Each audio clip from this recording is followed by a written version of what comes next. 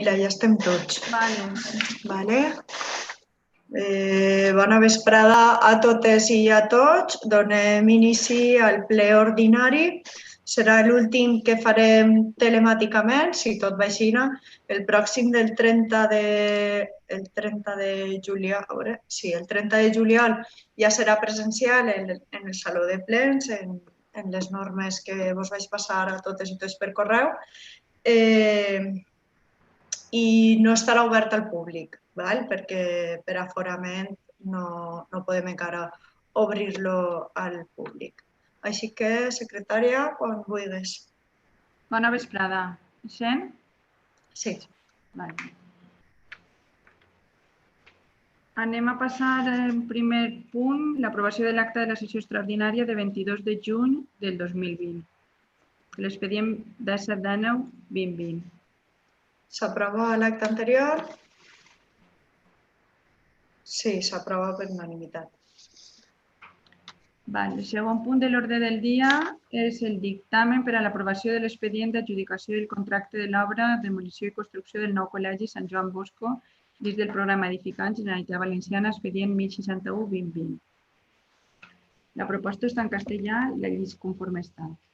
De acuerdo con la memoria justificativa y el informe de necesidad emitido en fecha 22 de mayo por la arquitecta municipal y la alcaldesa y en cumplimiento de lo dispuesto en el artículo 116 de la Ley 9/2017, por parte del Pleno, mediante acuerdo de fecha 28 de mayo, se acordó el inicio de la tramitación del expediente de contratación para cubrir las necesidades indicadas en la memoria justificativa. No obstante contemplarse en este acuerdo la división en 4 lotes, no se refleja esta división en el proyecto, por lo que debe ser el pliego de cláusulas administrativas particulares el documento en el que se determinen y describan los lotes definitivos en los que se quiera licitar la actuación. Durante la redacción del pliego de condiciones se ha considerado oportuno la eliminación del lote 4 para su contratación independiente del lote 2, ya que por su vinculación con la ejecución de la obra podría dificultar su adjudicación independiente a empresas diferentes, sin perjuicio de la posibilidad de subcontratación de tareas específicas. Y además, por su reducida cuantía, también podría dificultar la presentación de ofertas al mismo, lo que retrasaría significativamente la subadjudicación y, por tanto, el inicio de las obras. Por todo ello, el pliego que se incluye en estas propuestas tiene las siguientes características. Se trata de un procedimiento abierto, de tramitación ordinaria, no sujeto no armonizada. El tipo de contrato es contrato mixto, el lote 1 y el lote 2 corresponden a un contrato de obras y el lote 3 a contrato de suministros. La clasificación CPV del lote 1 es 45110000, del lote 2 45214200/2 y del lote 3 39162000-5. No se establecen las prórrogas, ni tampoco la revisión de precios y tampoco acepta variantes. El presupuesto base de licitación total es 5.691.968,06. El lote 1, 94.057,66 euros. El lote 2, 4.538.704,73 y el lote 3, 71.343,45. Con los impuestos, un total de el lote 1, 113.809,75, el lote 2, 5.491.832,72 y el lote 3, 86.325,57. El valor estimado del contrato, por lo tanto, es 5.167.382,07. Se prevé la fecha de iniciación de la ejecución con la suscripción del acta de comprobación del replanteo. El lote 1 tiene un plazo de ejecución de 2 meses, el lote 2 de 22 meses y el lote 3 de 4 meses. La duración máxima se prevé en 24 meses. No se prevé garantía provisional, sí definitiva, y no se prevé garantía complementaria. Como se ha indicado, hay una división en lotes. Por su cuantía no está sujeto a la regulación armonizada, porque sería por obras de valor estimado igual o superior a 5.548.000 euros y suministros valor estimado igual o superior a 221.000 euros. La necesidad de la ejecución de esta obra se encuentra suficientemente justificada en toda la documentación incluida en el expediente edificante para la delegación de competencias en el ayuntamiento, así como en todas las gestiones realizadas desde hace casi 30 años por el Ayuntamiento y la comunidad educativa para poder unificar en un solo espacio físico las instalaciones de este centro educativo, actualmente distribuidas en 2 ubicaciones diferentes y separadas entre sí, lo que dificulta tanto tareas educativas y formativas propias del centro, la adecuada prestación de los servicios comunes y el acceso del alumnado y sus familias al mismo. Visto el pliego de cláusulas económico-administrativas y el proyecto redactado por Arquitectura Conejero SLP, que fue aprobado por el Pleno en 28 de mayo, se ha incorporado al expediente el acta de replanteo, visto el informe del interventor municipal sobre el porcentaje que supone la contratación en relación con los recursos ordinarios del presupuesto vigente y de fiscalización del expediente, visto el pliego de cláusulas administrativas y los informes de Secretaría y de Intervención, se propone al Pleno la adopción del siguiente acuerdo. Primero, aprobar el expediente de contratación mediante procedimiento abierto no sujeto a regulación armonizada para la ejecución de la obra de demolición, construcción del nuevo edificio San Juan Bosco en Cocentaina, dentro del programa edificante de la Generalitat Valenciana, incluyendo el pliego de cláusulas administrativas particulares y el proyecto técnico aprobado, con un presupuesto de licitación de 5.691.696,06, IVA incluido, y un plazo de ejecución de 24 meses.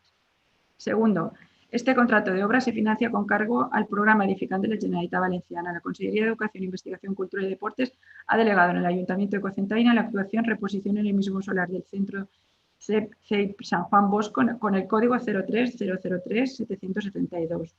El gasto que representa este contrato se configura con carácter plurianual, atendiendo al plazo de duración y por estar prevista su ejecución durante las anualidades 2020 a 2022. Para atender la anualidad 2020 se ha consignado crédito adecuado y suficiente en el presupuesto municipal por importe de 456.108,74, de acuerdo con la previsión de anualidades contables del Plan Edificant para el ejercicio 2020, según el último reajuste comunicado. En la partida 32.310, 63.200 edificis i altres construccions d'ensenyament. La previsión de necesidad de crédito para 2020, contando un plazo de 4 o 5 meses para la licitación, es de 200.192,49 euros correspondiente a los 2 primeros meses de ejecución de la obra. Para el resto de anualidades se comprometerá de créditos adecuado y suficiente en los presupuestos anuales que corresponda en base al reajuste de anualidades.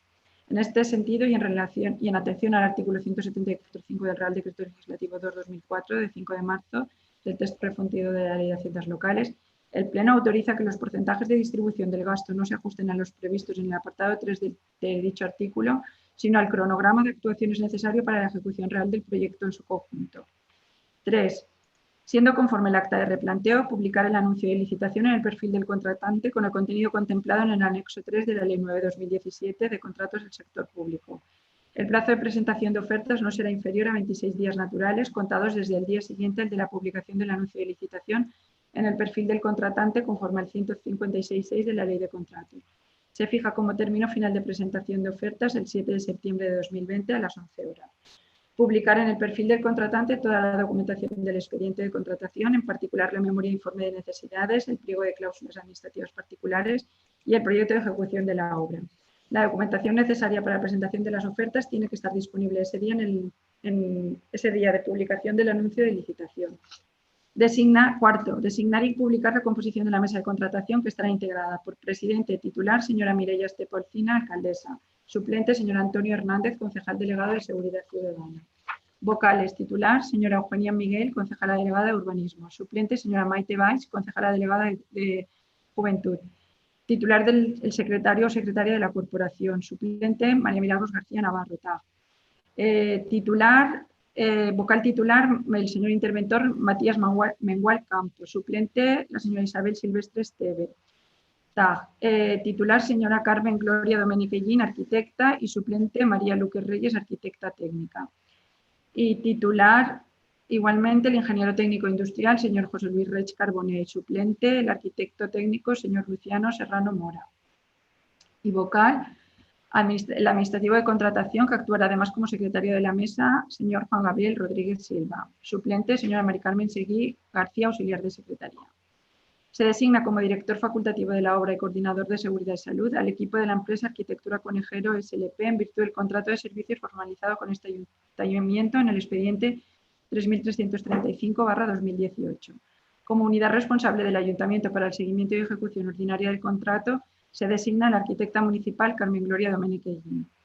Se informará del presente acuerdo a los miembros de la mesa, la intervención a la Secretaría y a los servicios municipales. i es transcriu en el plec com un anexo el plec de clàusules administratives particulars. Molt bé. Alguna paraula? A veure, anem per ordre. Col·lectiu Compromís. Bona vesprada a la corporació.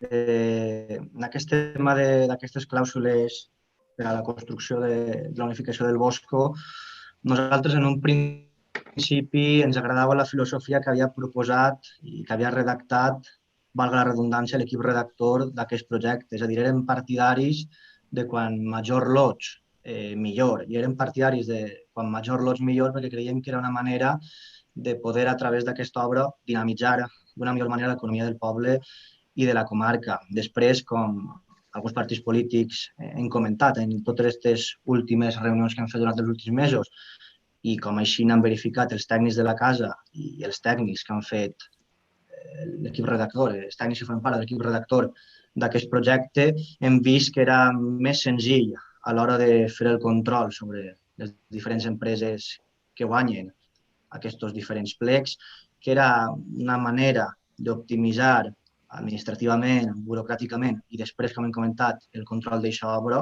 Aleshores, nosaltres, finalment, per d'alguna manera, assumim aquests 3 lots, que són els definitius que ara després aprovem. Després d'aquest plec també ens agrada l'oferta de millores. Creiem que les millores que han incorporat l'equip redactor d'aquest projecte són millores beneficioses per al nou centre i, en definitiva, per al nostre col·legi. I després sí que el nostre regidor Paco Paya va fer alguna proposta de millora a la tècnica, a Glòria, sobre si es podia incloure un aljub a l'hora de recollir l'aigua que plou en el nostre poble, més concretament aquí en el col·le, i que després això tinguera un procés pedagògic en el sentit que els xiquets i les xiquetes regalen a través d'esta aigua de l'aljub l'hortet del col·le. No ha entrat, però entenem perfectament que la premura i el temps és hora en aquest aspecte. Després també el que des del col·lectiu Compromís volem que l'Ajuntament exercisca és un control eficient i efectiu sobre les subcontrates. Sabem que les diferents empreses que guanyen aquests 3 lots subcontrataran material, subcontrataran a empresetes, sobretot les empreses del nostre poble i de la nostra comarca, i el que volem és que s'assegure que aquestes xicotetes empreses, que són l'últim esglaó d'aquests lots, cobren, que tenim exemples en multitud de municipis, en multitud de pobles, que al final l'últim esglaó, que és l'electricista o el que posa les finestres, es queden sense cobrar i més en la situació actual. I després sí que tenim un temor, junt a la resta dels partits polítics, jo crec que aquest temor és unànime en el nostre Ajuntament, i és el temor i la por a les baixes temeràries, perquè hem vist que, sense anar més lluny, en Muro o en altres municipis del País Valencià, aquestes baixes temeràries que fan, en primer lloc, que hi hagi una menor qualitat i el cobre a proveïdors encara siga més complicat, o que fins i tot a través d'aquestes baixes temeràries tan agressives tindrem que començar de nou el procés. Més enllà d'aquestes puntualitzacions que hem fet, des del col·lectiu Compromís votarem a favor. Partit Popular. Nosaltres simplement volíem fer una cosa molt breu. N'hi ha que fer cas dels tècnics. Els tècnics són els professionals que l'administració contrata precisament per a que facin la feina d'estudiar un projecte d'esta envergadura a nivell arquitectònic, el marc jurídic en el qual s'engloba, i us asseguro als oients que és una feina molt complexa. Nosaltres tenim un marge decisori, està clar, però és un marge decisori que en ningú cas s'ha d'involucrar en la feina estrictament tècnica. Respecte a les baixes temeràries i demés, jo crec que s'ha explicat sobradament. Jo sí que vull fer una reflexió. En qualsevol contracte de qualsevol tipus i a qualsevol nivell ens poden passar 1000 vicissituds. És un contracte de 5 milions d'euros, és un contracte complex. Nosaltres tenim que ser diligents en la nostra part. Nosaltres tenim que fer un bon plec de condicions, però a partir d'ahí l'empresa també ha de ser diligent. I jo estic convençut que se li exigirà aquesta diligència. Si l'empresa no fa bé la seva feina, si les empreses no fan allò per lo que s'han compromès, evidentment tindran conseqüències. Com si sí que ho fan, també seran pagades. Per tant, crec que és una bona notícia dur endavant aquest punt i per lo que respecta a la nostra formació, evidentment a favor. Ciutadans. Sí, bona vespre a tots els veïns i veïnes de Cocentaina.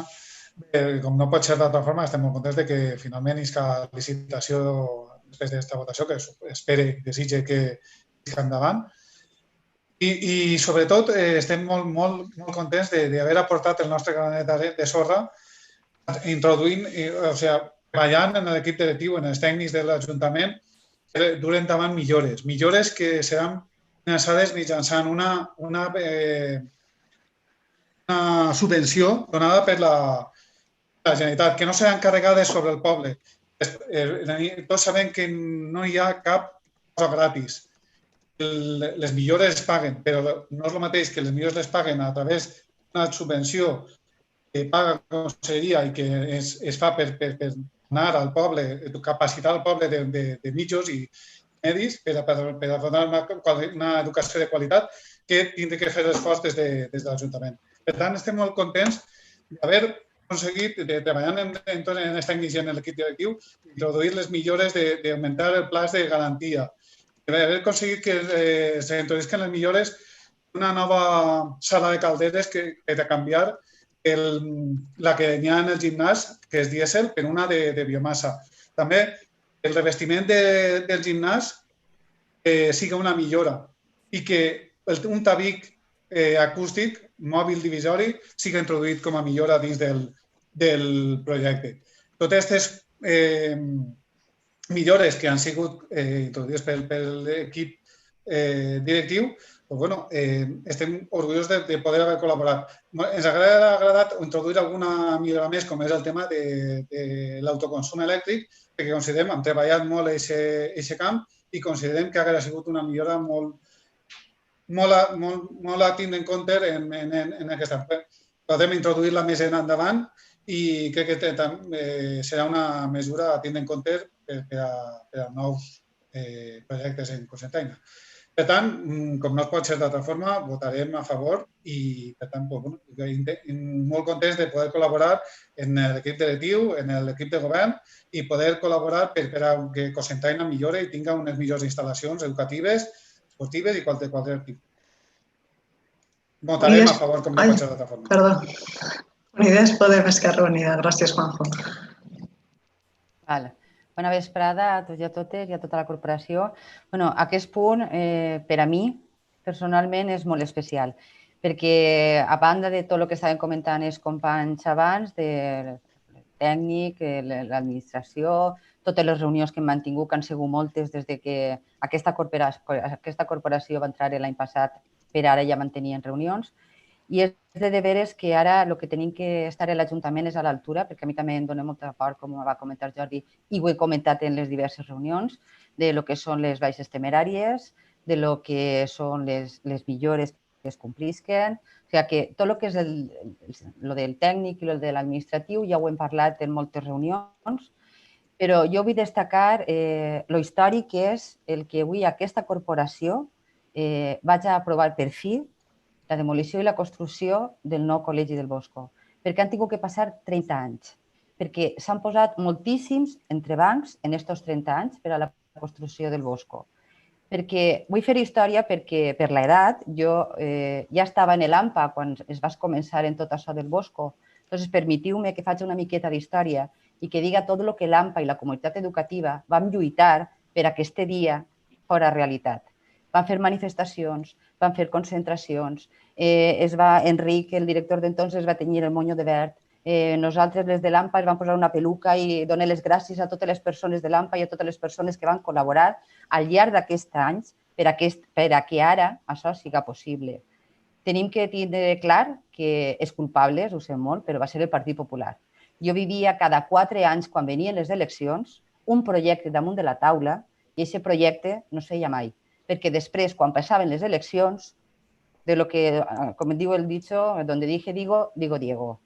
Entonces, després van saber per què passaven aquestes coses, era per culpa de l'empresa esta, de l'escàndalo este de Ciexsa. Perquè ja sabem per què el Partit Popular prometia i no complia, perquè s'enduia els diners a la butxaca i l'alumnat o bé a barracons o bé, com en el cas de Cocentaina, sense tindre la unificació del Bosco. Per això és tan especial per a mi personalment com a regidora i tinc que donar les gràcies els anteriors regidors que han anat davant de mi, com són Ferran Albors i Bernardo Pérez, i també els alcaldes, que també van lluitar moltíssim del Partit Socialista, en companyia de Ferran i en companyia de Bernardo, com va ser el primer Pepe Marcet, que no se'ns oblide, i després Rafa Briet. O sigui que si nosaltres ara estem aprovant això és perquè els nostres antecessors, tant del Partit Socialista com d'Esquerra Unida, van estar ahí lluitant per a aquest projecte fora avant. Entonces, per a mi és molt especial poder votar avui que sí al Bosco. Molt bé. Bueno, pues jo crec que el Partit Socialista pensa que avui comença un nou camí d'esperança, un camí que es va iniciar fa 30 anys, però que van començar a posar-li forma amb Edificant en 2017. Han sigut moltes les lluites, moltes les dificultats. No anem a parlar avui de culpables. Jo crec que tots coneixem a les persones que ens han posat entre bancs a nivell autonòmic, també a nivell local. I bé, arriba un moment molt important, que és el d'iniciar aquesta licitació, que per a la gent que ens escolta es tracta ni més ni menys de contractar a les empreses que s'encarregaran de fer l'obra i de proveir d'equipament al nou centre del Bosco, unes obres que aproximadament duraran 24 mesos. El període per a la licitació esperem que ens permetisca que a finals de 2020 o principis de 2021 puguem ja començar les obres en el Bosco, i ja sabem que poden eixir algunes coses mal, com en totes les grans obres que s'inicien en totes les administracions. Tots tenim molts temors, però a mi sí que m'agradaria dedicar unes paraules d'ànim i d'esperança a totes aquestes persones que han estat lluitant durant 30 anys perquè arribara aquest dia, perquè per fi és que anava endavant i és que estem ara, ho hem aconseguit. Així que ara el que ens queda és remar a tots junts, que la veritat que posa les coses prou més fàcils que quan cadascú va a la seva, i fer possible que aquest contracte es complisca al peu de la lletra per a garantir que d'ací 2 anys o 3 anys com a màxim tinguem una escola on es pugui proveir d'un ensenyament i un aprenentatge en les condicions que els xiquets i les xiquetes d'aquest poble mereixen i en les condicions que totes les mestres també mereixen i el personal que allí treballa. Així que avui és un dia històric i espero que estiguem tots a l'altura. Vots a favor? La licitació del Bosco s'aprova per unanimitat. Enhorabona a tota la comunitat educativa del Bosco.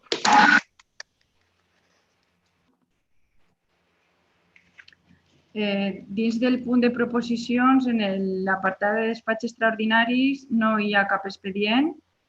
Tampoc n'hi ha en la part de control d'altres òrgans propostes de resolució urgents. I el que sí que hi ha en el punt número 5 és l'informe d'intervenció. Un moment. L'informe d'intervenció de l'expedient 2020-111 sobre l'aprovació simultània o acumulada de les fases A, D, O de les factures qualificades per serveis respectius com a contractes menors. Té data de 22 de maig. El llig, cal que el llisga, voleu alguna part de l'informe que es llisga?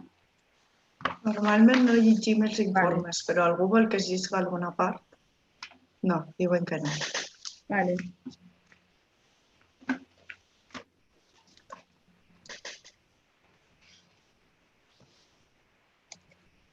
Igualment es dona compte en el punt número 6 dels decrets de l'alcaldia des de l'última sessió que corresponen al número 525 de 25 de maig fins al 658 del 25 de juny.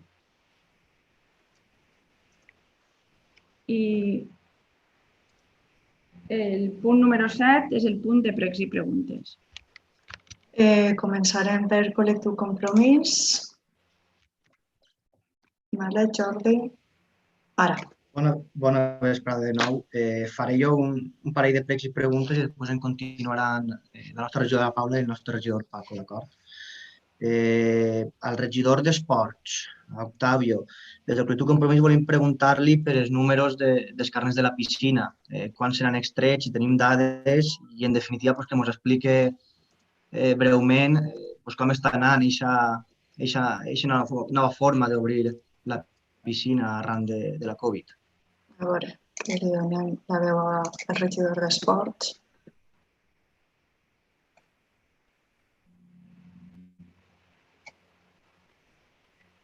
Octavio. Hola, buenas a tots. Pues a veure, el parlen en xifres i la veritat és que estem contents perquè l'any passat, comparant un poc els números de l'any passat, en tres dies que vam iniciar el tema de carnets, es van fer un total de 160 carnets i ara en 2 dies i poquet tenim un total de 330 persones en carnet. Això eren dades d'este migdia. La gent està pujant, està traient-se el carnet perquè, com sabeu, és obligatori. I la veritat és que està anant molt bé. Van començar en 135 assistents en el primer dia de piscina, el segon dia, que és avui, un total de 130. I ja tenim reserves de demà i després demà 85, 80, com sabeu, varia a cada moment perquè són cites prèvies i la veritat que contents. D'acord. Després, esta pregunta no sé si fer-te-la tu com a regidor de festes o a Ivan com a regidor de cultura. El tema dels concerts que sempre es fan de festes, vull dir, aquest any es faran, tenim alguna notícia dels concerts de festes, tant de Malpasser com Ateneu i la Unió. Contestarà el regidor de Cultura. Un momentet. És que això avui va un poc lento.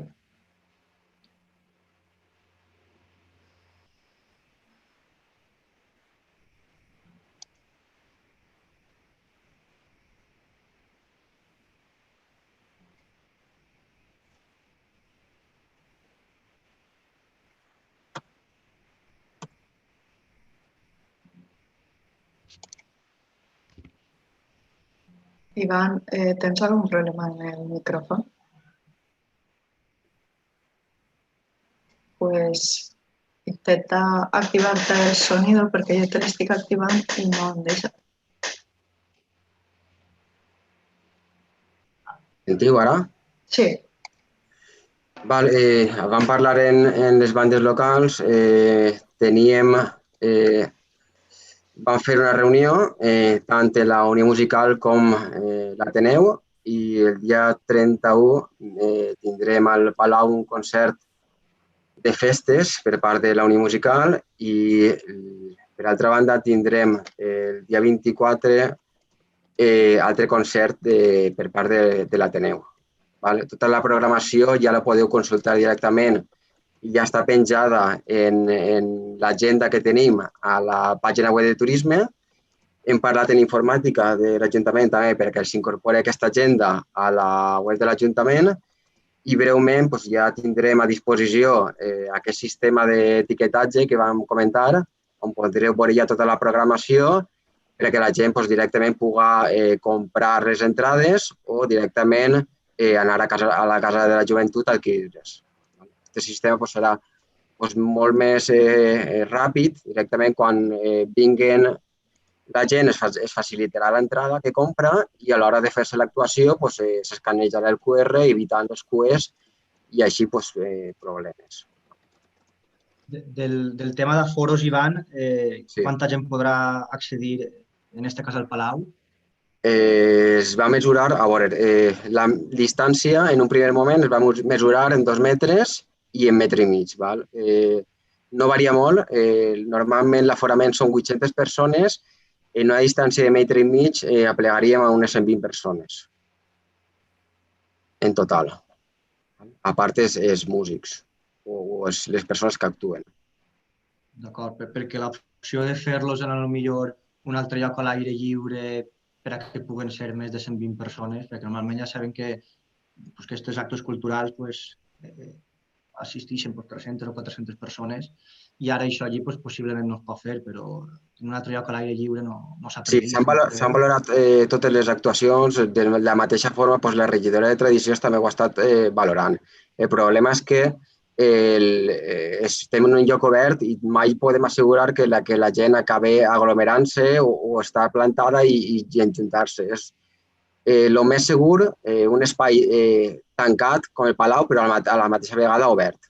Que evitem això, que la gent reunisca i faci xocotetes d'aglomeracions i això, controlant l'aforament en tot moment i les cadires netejaran sempre abans i després de les actuacions. D'acord. Després, este prec seria per, crec que la regidora d'Obres.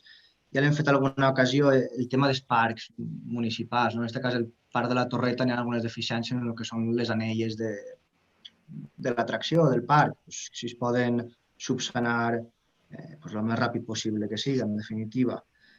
I després, un prec per l'alcaldessa i regidora de Benestar Social, ho vam parlar en alguna comissió informativa ja, si tenim alguna dada concreta de les dades o les xifres de la violència masclista durant aquest confinament de la pandèmia, si veiem que han augmentat o són les que ja teníem detectades. Sí, m'ho vau comentar en la comissió i vos vaig dir que ho miraria i en la pròxima comissió us diria les dades de tot. Aleshores, entenc que en la comissió parlem, no? Sí. Val. Ara passem activa, per favor, a Paula i després a Paco. I ells que ho facin. Molt bé. Paula, ja. Ja, vale. Bona vesprada a tots i a totes. Aquest prec va per a la regidora de Sanitat. M'agradaria, faig un poquet el context. Sabem que des que estem en aquesta pandèmia vaig a parlar sobre el centre de salut.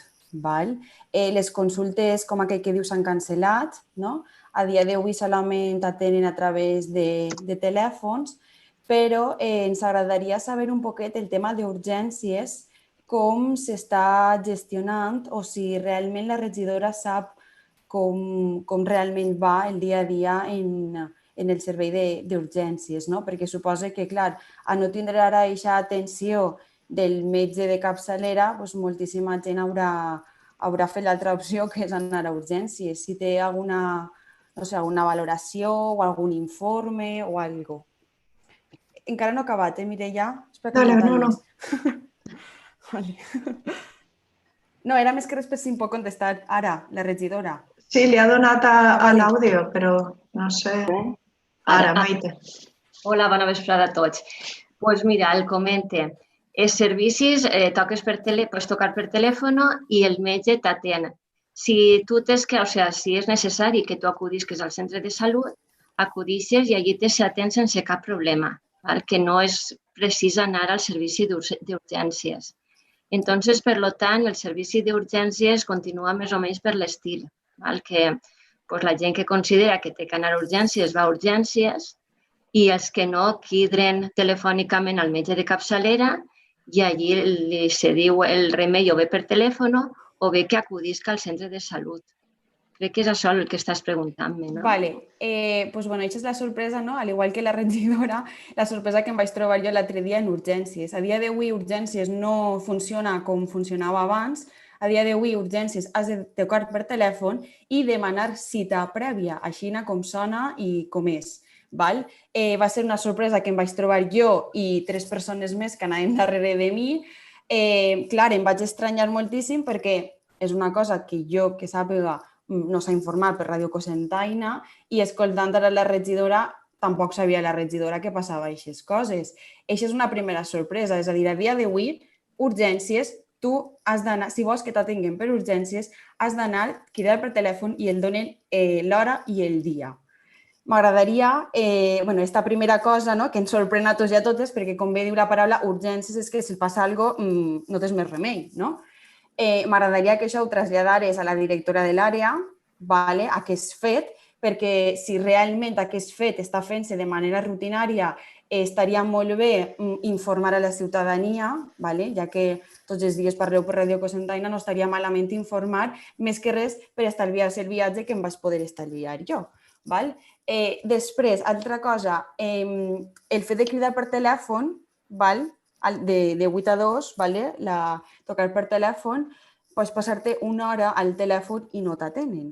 La resposta d'ells és que estan saturats, que cada vegada tenen més faena, que no poden atendre en seguida, que t'has d'esperar, però clar, una persona quan crida al centre de salut no és per plaer, sinó és perquè realment li fa falta. Per tant, és un altre prec que ni fem a la regidora de Sanitat, inclús a l'alcaldessa si ja té algun moment comunicació amb la Conselleria de Sanitat, que si cal dotar de personal, que per favor ho facin, perquè el que no pot ser és que les persones que cridem i que criden al centre de salut estiguem una hora a l'espera per a que ens puguen atendre. Vull dir, a dia d'avui hi ha un descontrol total en el centre de salut. Tant ho he sentit a la gent, ho he viscut en pròpia persona, inclús també els treballadors i treballadores ho diuen. Més que res perquè si breument tens una reunió amb la directora, t'agrairia que si potser li ho facis arribar. Clar que sí.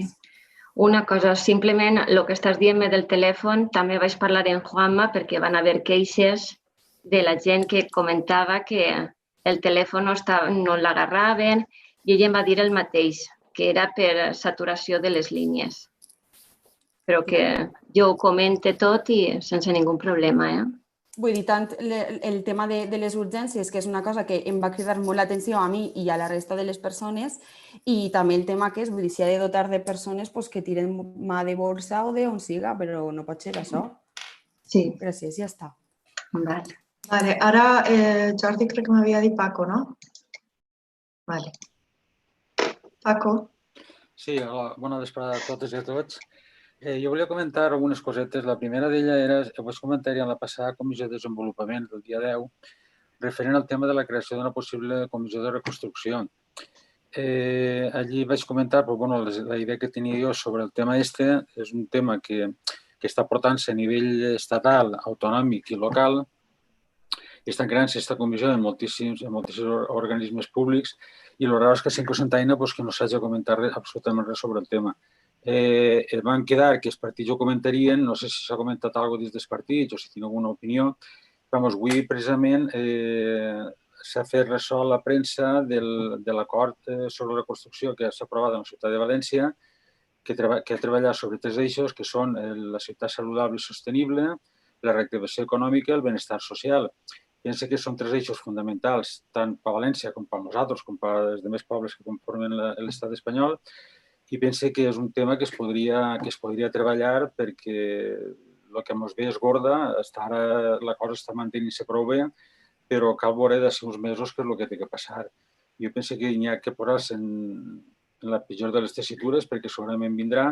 Jo crec que a través d'aquesta comissió, comptant els polítics, els partits, els municipals i comptant també en les associacions del poble i en la gent que tingui alguna cosa a aportar en aquestes 3 matèries que està comentant, jo penso que sí que seria interessant i que seria viable poder fer aquesta comissió. No sé si els partits o... La regidora Eugènia. Bona vesprada a totes i a tots. Conforme vam comentar en la comissió, Paco el va dir que ho comentaria i, de fet, ho tenia previst per explicar-vos un poc com està funcionant en la pròxima comissió que tinguem, perquè des del Departament de Desenvolupament Local i conjunt amb la Mancomunitat, l'Alcoi i el Comtat s'està treballant en aquest tema. A banda, mira, si la Xulla tenim Actallo, Jovempa, FEDAC, AITES, Novaterra, GAL, Muntanya d'Alacant. Són una sèrie d'associacions i d'ajuntaments que estan treballant en conjunt per tots els aspectes que vam estar comentant en la comissió per tal de dinamitzar tot el que és l'economia i un poc fer aquesta reconstrucció que comentàvem econòmica després de la crisi sanitària que hem patit. Jo penso que això és algo que en paral·lel sí que pot funcionar, però que és algo que no té... Jo crec que pràcticament res que veure el que estic comentant. Així tinc la fulleta de la nota de premsa que treu la Mancomunitat. Això és algo que ve de l'Institut Valencià de Competitivitat Empresarial, que convoca una sèrie d'organismes per detectar possibles necessitats en el territori en vistes a buscar solucions, encontrar oportunitats de desenvolupament empresarial. I és que d'ahir, jo està parlant d'una sèrie de temes que en part és això, però va molt més enllà. I no és un tema ara immediat, sinó que és un tema que va més enllà. Si les conclusions d'aquest foro es poden aprofitar, doncs estupendo, perquè és una entitat més que pot aportar, però lògicament no és l'entitat que té que aportar. Això té que ser una cosa molt més àmplia. Ahir no n'hi hem representat moltíssimes associacions i moltíssimes entitats del poble que tenen moltíssimes coses que aportar. Si penseu que això és suficient, doncs, bueno, vosaltres sou l'equip de govern i vosaltres sou al final els que teniu que treure les faves de l'olla. Tal vegada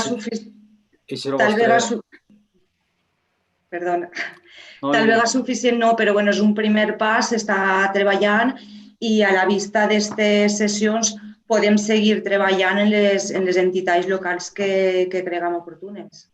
Sí, però jo dic que el tema està en València, ja ho tenen aprovat, estem a 2 de juliol, ahir ho van aprovar, així encara ni siquiera han començat, en el qual hi ha fetes que estan treballant el tema i dic que en moltíssims llocs estan treballant-se, així no estem fent res i igual mos pilla el bou, no ho sé.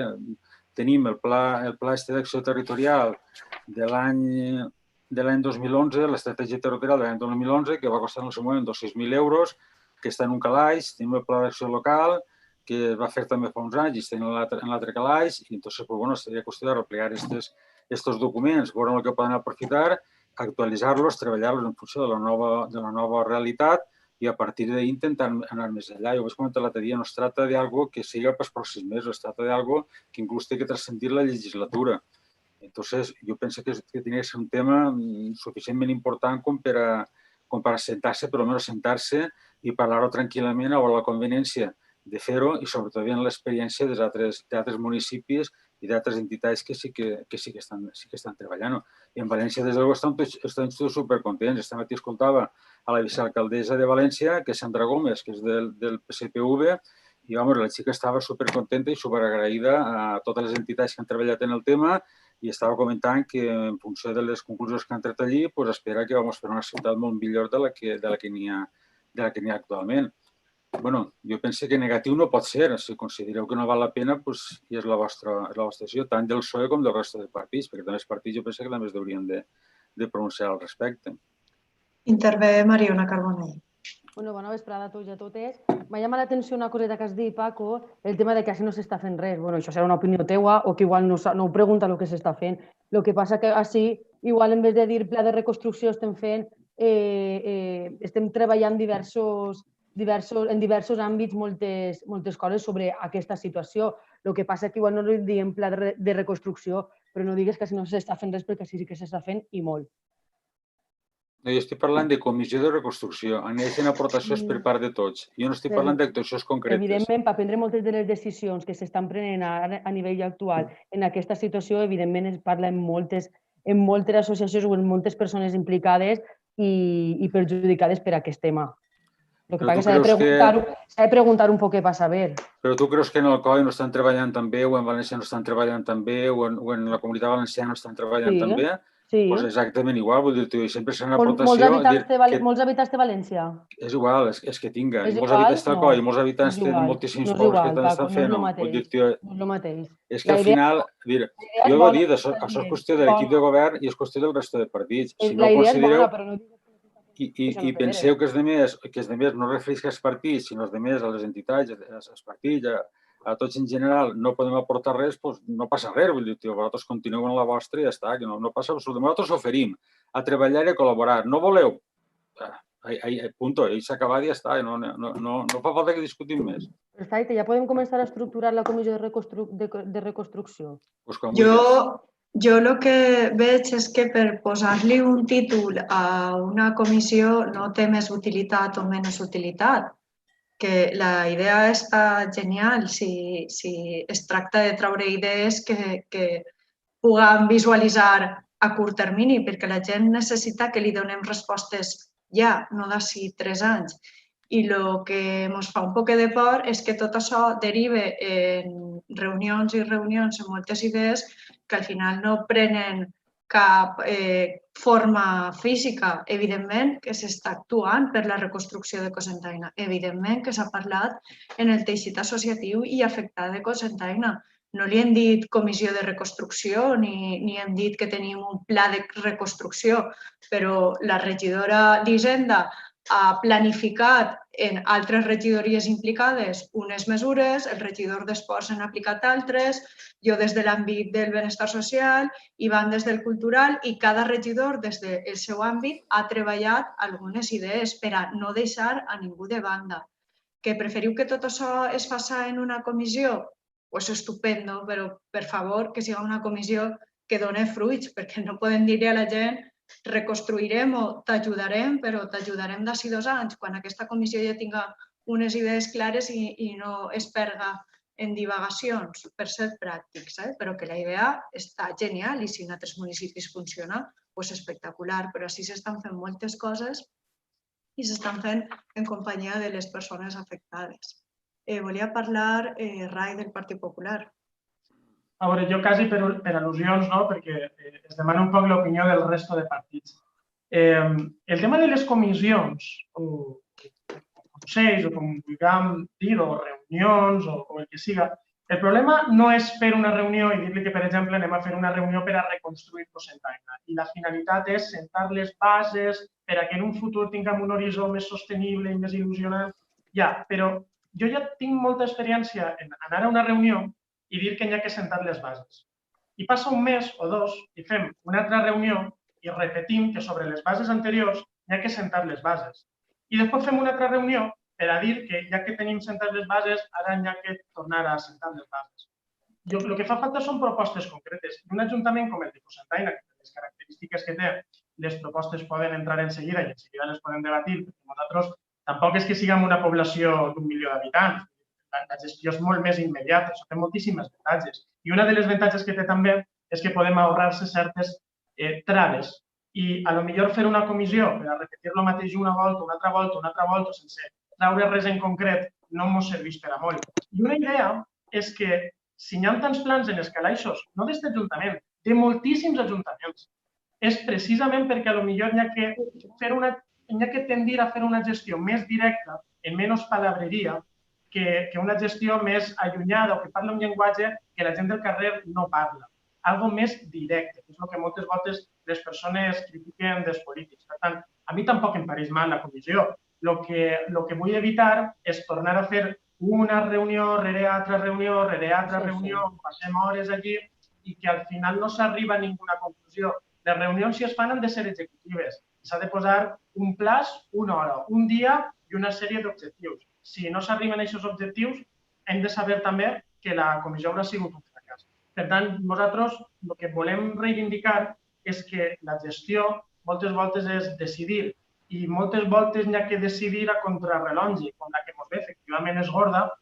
Nosaltres aboguem per flexibilitzar el més possible aquestes decisions i evitar, d'alguna manera, aquestes reunions que moltes voltes el que fan és dilatar decisions que són de sentit comú. Jo estic convençut que si posa sobre la taula 5 idees per a reactivar Cocentaina, estem tots d'acord i és possible que ja les hagin pensat. 5 idees bàsiques.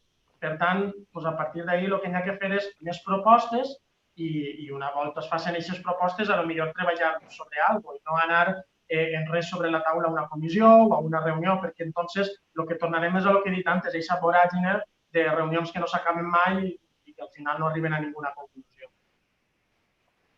De totes formes, parleu en la pròxima comissió i el que s'acorde, doncs perfecte. Allí estarem, suposo que tots, per a remar, però que coses estan fent-se i moltíssimes.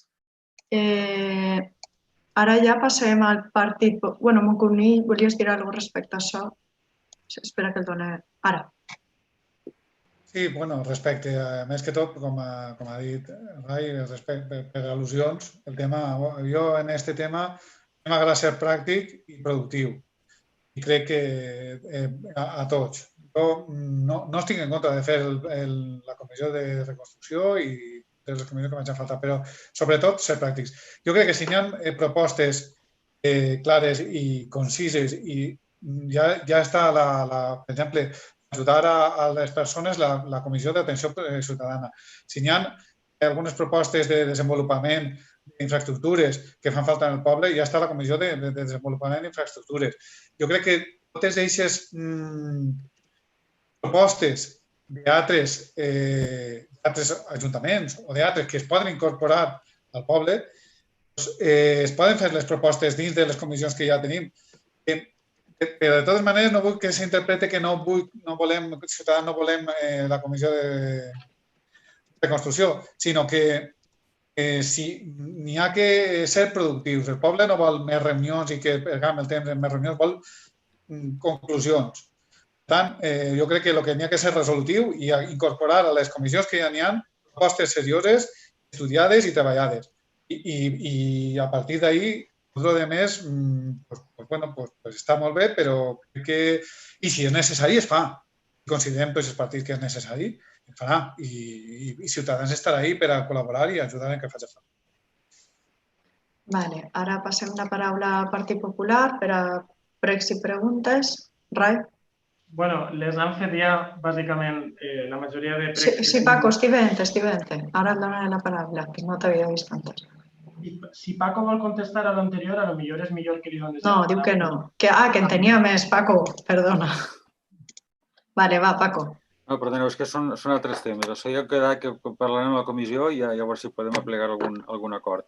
Jo volia preguntar també per el tema de Sant Cristòfol, que he preguntat en alguna ocasió. Ja portem un altre estiu que allò està tancat. No sé si es veu la solució al final del túnel o potser n'hi ha que replantejar-se el model i buscar una altra eixida, perquè també fa poquet vaig escoltar que en Alcoi al final s'ha creat una empresa de Múrcia que tampoc compleix massa requisits que es demanaven i es veu que la cosa està complicada i no sé si val la pena continuar per aquest camí o replantejar-se el tema, ja el dic, i potser no és això el que necessitem i tenim que tirar per una altra via. Bueno, Paco suposo que està parlant del restaurant. Sí, esta setmana ha cridat una persona que potser estiga interessada. Demà he de parlar amb aquesta persona per veure quines condicions, a veure si podem, si estem en la mateixa sintonia i podem traure la licitació, perquè ja sabeu que això no va per adjudicació directa, va per una licitació i es pot presentar qui vulgui, però si sabem que n'hi ha una persona que té idea de presentar-se i que podria optar, doncs entonces es torna a licitar i en pau. I si finalment aquesta persona no vol fer-se avant o no li quadra en la idea en les condicions que té l'Ajuntament, doncs encantats de que algú proposi noves idees perquè Sant Cristòfol no estiga tancat i tinga activitat, perquè el local està totalment acondicionat i és una llàstima que el tinguem tancat perquè ningú vulgui fer-se càrrec del restaurant. El que sí que seria una llàstima és no donar-li algun ús a aquesta cuina, perquè ha costat un dineral, és una cuina industrial, i si ara diguem, no, doncs allí el que volem fer és un museu. Doncs és una llàstima, perquè ha costat una barbaritat de diners. Però bueno, que en aquest cas, si algú té alguna altra idea per a donar activitat a Sant Cristòfol, doncs ens posem a treballar-la immediatament. Bé, nosaltres tenim idees i suposa que el resta de la gent també en tindrà i quan vulgueu, ho comentem i s'enjuntem i les xerrem. Després també volia comentar el tema estem pel pol sostenible, el tema de l'auditoria medioambiental que estan comentant l'altre dia, en el pleno passat, tot això. L'altre dia vaig fijar en els panels solars que n'hi ha al poliesportiu i volia preguntar a veure si s'ha comptabilitzat l'estalvi energètic que ha suposat la instal·lació dels panels solars allà en el poliesportiu. Jo crec que cap regidor, ni la de Medi Ambient ni el de l'Esport, ni jo podem respondre a aquesta pregunta tan específica. Així que millor ho mirem i en la comissió que t'ho contesten Octavio o Eugènia. Crec que més Eugènia t'ho pregunta a l'enginyer tècnic i t'ho podrà contestar en la comissió. Molt bé, d'acord, moltes gràcies. Ara sí, Partit Popular. Bé, la majoria de pregs que teníem ja s'han fet, o les preguntes que teníem ja s'han fet, però tenim dos. Una s'ha fet per part de la regidora de Compromís i és referent també al centre de salut. S'ha fet la pregunta, a nosaltres el que ens constava és que les línies telefòniques evidentment estaven saturades i per això volem donar tot l'apoyo polític a que si n'ha que demanar un augment dels recursos o d'alguna manera n'ha que demanar un augment del servei, que en mesura de lo possible es tingui en compte la situació que viu Cocentaina.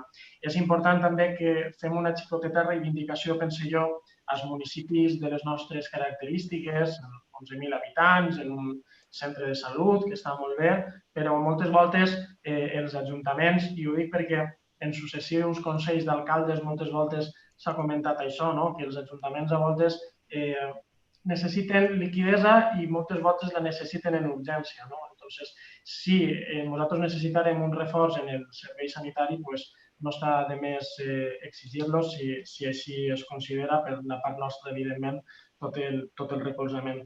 L'altra qüestió que volíem comentar és en referència al turisme. La nova realitat ha sigut un canvi i és un canvi en el paradigma que tenim i en la visió que tenim del turisme, però també pot ser una oportunitat. Pot ser una oportunitat per a que municipis com el nostre puguin posar en valor el turisme de qualitat, el turisme que no és de masses, el turisme de persones, que en aquest cas jo crec que vindran també per les característiques del moment que vivim, sobretot serà intraturisme, ens consta que hi ha campanyes per a afavorir-lo, però volia preguntar-li al regidor de turisme, hem vist que ja s'ha anunciat la pàgina web de l'Ajuntament de Cocentaina i un poc que ens faci una valoració, que ens expliqui quin és el camí que en successius mesos va aprendre Cocentaina en quant a planificació turística, que entenc que és sobrevinguda i que fins ara la feina que s'ha fet de poc o res ens serveix perquè les característiques del moment actual així ens ho imposa, però un poquet que ens faci una valoració del que ens espera. Jo, per acabar la pregunta, sí que puc dir que estem vivint un moment on el turisme d'interior està reviscolant. D'alguna manera, un poc per força major, el turisme de masses va anar a menys durant aquesta època turística i potser sigui un bon moment per a posicionar-se en mesura del que va. I aquesta és la pregunta. Bueno, moltes gràcies, Rai. A veure, t'explique. Vam estar ja primerament en una reunió que va sol·licitar el col·lectiu Compromís, vam estar una hora xerrant sobre propostes. Lògicament, jo aporto un poquet amb experiència professional i vaig aprenent dia a dia, reunint-me en col·lectius, en persones, en el patronat de turisme, coneixent persones. I la veritat, com sabeu tots, a principi d'any ja aquest Ajuntament i la regidoria va fer una aposta ferma per el turisme d'actiu, de proximitat. Degut a aquesta situació del Covid, la major part de les rutes s'han tingut que cancel·lar, però ara les reprenem. Hem encetat una web de turisme que, evidentment, té que millorar-se poquet a poquet. Tenim ja les xarxes a disposició, que són superimportants i que tenim vora 40.000 persones que ho veuen al mes i cada publicació al voltant de 2.000, 2.500 persones. Les rutes estem supercontents perquè ja comencem el dia 4 i s'han plenat ja les 2 primeres rutes, en 20 persones, que és el límit d'aforament. A nivell local tenim la perspectiva d'anar posant en valor tots els recursos que tenim. A nivell supralocal, evidentment, ens recolzem en la Mancomunitat de la Colla Comtat, en aquest projecte tan potent de cicloturisme i senderisme. També estem treballant en la regidora de Medi Ambient, el tema de la ruta BTT, el tema de l'Eurovelo. Hem contactat també amb persones que porten molts anys treballant a Cocentaina, ho parlarem en la propera comissió. Tinc així una projecció de com té que anar el turisme en els pròxims 4 anys i com enfocar-ho, perquè tenim molts recursos i no es tracta d'anar a tot. Saber enfocar quins són els punts més forts que tenim i potenciar sobretot la natura i els recursos més importants. I a nivell ja de província, aquesta setmana s'ha presentat el Pla Estratègic 2020-2025. Vam estar a la reunió molt atents i tractant, sobretot, incorporar les sinergies que van fent-se. Per exemple, el CDT interior, que és un recurs molt potent que ha d'incorporar al coll, i tractar d'anar lligant cosetes i anar creixent poquet a poquet. Queda molt de feina, però anirem treballant i, de moment, estem molt contents per aquest tema de difusió i alcance. Estem plenant totes les rutes que estem portant a terme, tant al poble com a la Mancomunitat. I això és superimportant. Algo més? Vale, pues ara és el torn de Ciutadans. Parla Juanjo Moncunill.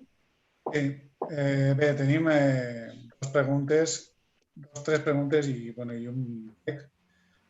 Un és el tema del camí, hem vist a la regidora d'Obres, hem vist que està ja avançant-se prou en el tema de la reparació de camins, com entre ells el de la Boronà.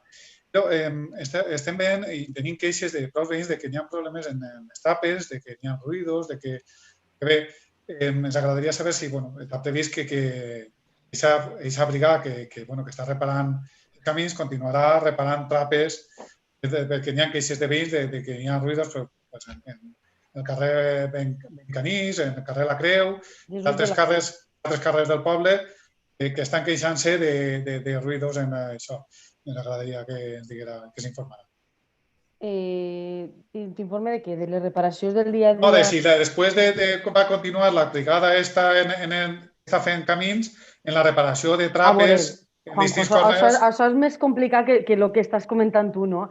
La brigada no va a lo que... No, la brigada té una planificació almenys en 2 setmanes d'antelació i ara és temporada de reventón. Què passa? Que ara tu pots tindre planificat qualsevol cosa, per exemple, el camí de la Boronà tenim que haver-lo fet fa 3 setmanes i no el van poder fer antes perquè n'hi ha reventons. I n'hi ha reventons a qualsevol hora del dia per el canvi de pressió, sobretot per les altes temperatures, igual que quan ve el fred, per el canvi de condensació, que es diu. Entonces, clar, sí que ho farem, darrere l'1 al 2, entonces tenim moltíssimes coses, n'hi ha moltes queixes de camins ara, ara no, durant tot l'any tenim una previsió d'arreglo de camins, d'arreglo del manteniment diari de l'Ajuntament, que entre altres coses, entre el que estàs comentant tu, jo oficialment sols tinc el carrer de Jesús de l'Hort, de les altres no m'han arribat més i està en el WhatsApp d'Obres i Serveis també, que ahir enviem moltes coses, sols tinc una queixa d'un carrer, respecte a les tapes en concret, però bueno, que això és el dia a dia, Juanjo, això és el dia a dia del Departament d'Obres i Serveis. Val. Bé, altra pregunta a la regidora de Medi Ambient respecte al projecte del carril bici que vam estar comentant, per veure l'estat d'aquest projecte de carril bici urbà. Dependem del projecte Eurovelo, sabem que participació ciutadana ha hagut una proposta de carril bici urbà que s'ha desestimat per un informe de policia, però que Ciutadans ha aportat en la mesura que es permeteix les seues propostes. I voldríem saber com està l'estat d'aquest projecte de carril bici en Cocentaina per a poder accedir a noves subvencions que es permeteix fer carril bici urbà. Bé, com ja vam comentar en aquesta reunió que vam tindre respecte al carril bici, tenim 2 projectes en marxa. Un era el projecte Eurovelo, que es portem conjuntament amb la regidoria de Turisme, i l'altre és el projecte de la Via Verda. El que s'està fent és valorar totes les actuacions que caldria fer per a tindre aquest carril bici i considerarem acoplar el carril bici urbà que es demana al que és el projecte de la Via Verda per començar per algun tram.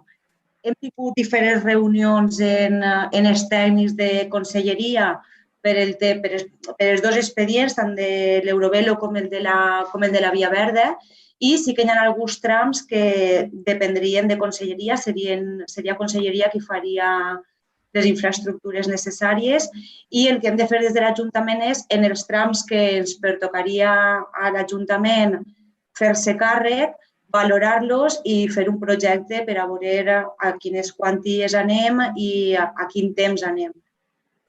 Bé, es va sol·licitar per la web de la pàgina web de l'Ajuntament accés a l'expedient per informar-me d'això. No sé com puc saber quan tinc accés a aquest expedient perquè t'ho vaig sol·licitar, però no sé com sé si tinc accés o no a aquest expedient.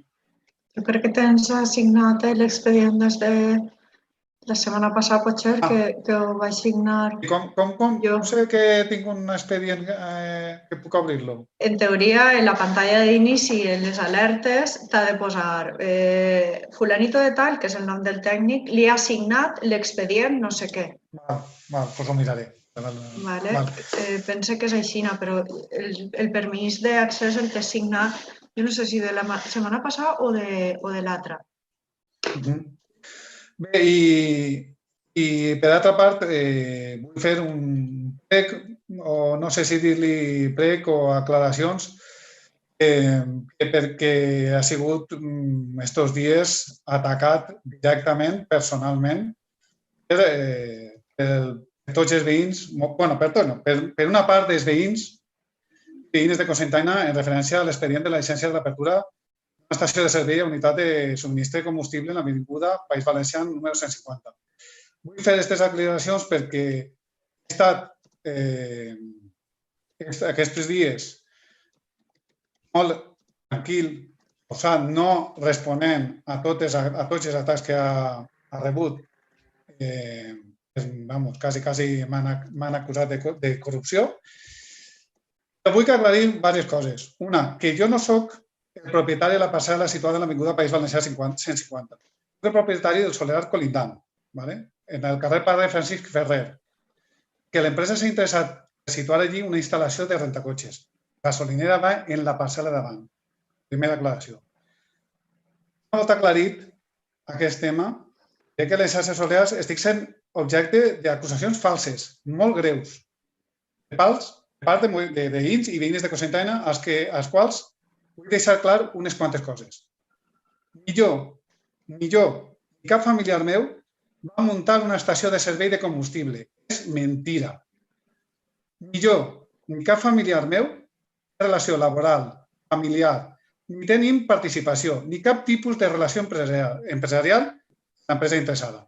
L'única relació amb l'empresa és un contracte d'alquiler amb opció de compravenda del solar. La resta de coses que es diuen, s'han dit, és mentira.